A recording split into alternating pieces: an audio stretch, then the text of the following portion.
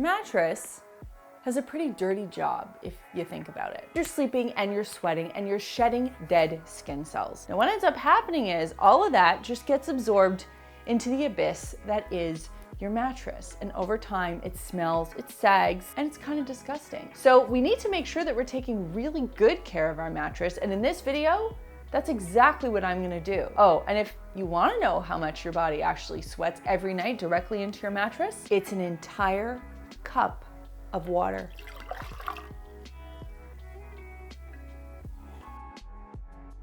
If you notice that your bedroom has a bit of a off-putting smell to it, all signs are gonna point to the bed. Well, most of the time. You see, your sheets are kind of like the clothing that your mattress wears. And when you sleep, you sweat in your sheets, and sweat over time builds up odors in your sheets, and that's what smells. That's why your sheets kind of smell stuffy. Now, if you're not laundering your sheets on a regular basis, which means every week to 2 weeks, that's your window, your room is really gonna start to smell. And over time, your mattress is going to absorb that odor. That, right off the top, one thing you can change right away.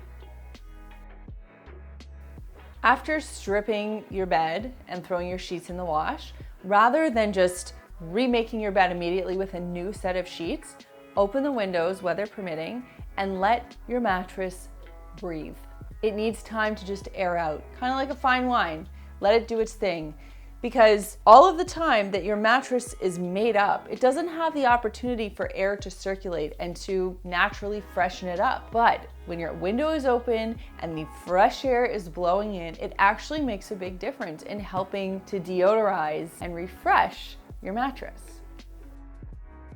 You've stripped your mattress, you're washing your sheets, what should you do now? I would recommend getting a vacuum with an upholstery brush attachment and a crevice tool, and you're going to use that to do a surface vacuum. Now, you might not visibly see any dirt or dust on there, but this step makes a big difference because it's removing everything that's just surfacey, kind of sitting on top of your mattress that you can't see. So you'll take your vacuum, you'll work from top to bottom, left to right. You're gonna use that crevice tool if you have a pillow top and you've got some bumps that you need to get into, and you wanna give it a good vacuum, and then you're gonna just let it air out. By doing that, you're removing a lot of those dead skin cells, dust mite, anything that basically is gonna make you sneeze or make your mattress smelly. That's the whole point of doing the vacuum.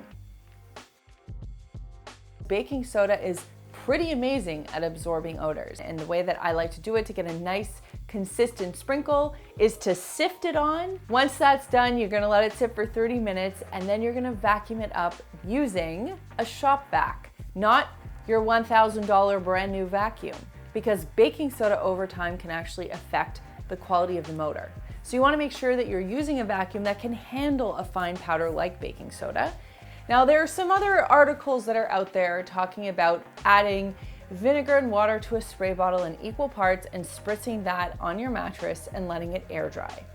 Here's the thing, I don't think vinegar and water is really going to fix what's going on a mattress. Frankly, I think more than anything, airing it out well, staying on top of washing your sheets is actually the best way to go.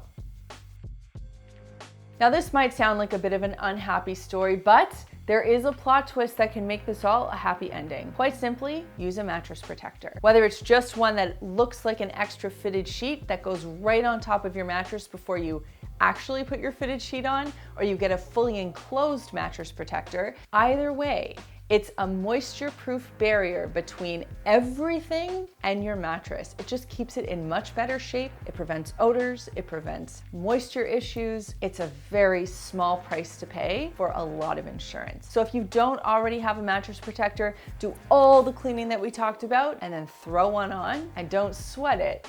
Get it? And that brings me to this week's comment question, which is, when you stay at a hotel or in a guest room somewhere, do you ever think about that mattress's history? Or do you just try to put it out of your mind, not think twice about it, and go to sleep? For me, not gonna lie, depending on the quality of the hotel, I sometimes do question the provenance of that mattress. So let me know where your head's at regarding a shared mattress in the comments down below. Thanks so much for watching, and we'll see you next time.